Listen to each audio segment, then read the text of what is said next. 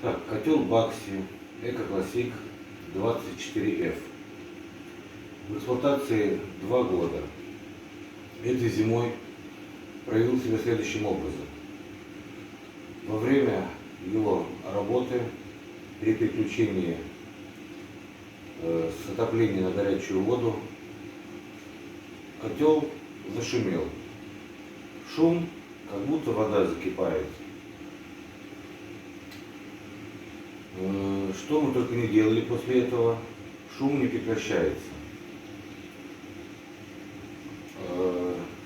Сейчас в данный момент котел идет на нагреве, горелка горит, котел шумит.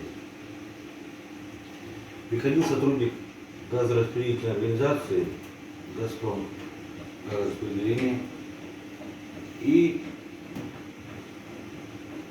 сказал нам, что у нас проблема с циркуляционным насосом.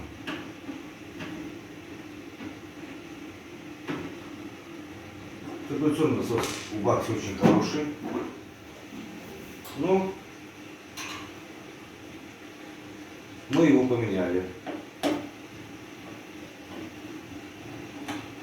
Звук котла не уменьшился.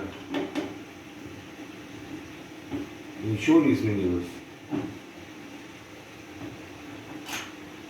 После чего, вот насос у нас новый, насос циркуляционный мы поменяли, ничего не изменилось. Шум котла не убавился. Значит, после этого мы пригласили сотрудника сервисной организации Бакси с просьбой почистить нам теплообменник. Было такое предположение, что у нас идет эффект кавитации. Вот вы сейчас видите, котел не горит, вот, но шум котла не прекращается. При работе циркуляционного насоса шум, как будто закипает вода. Вот.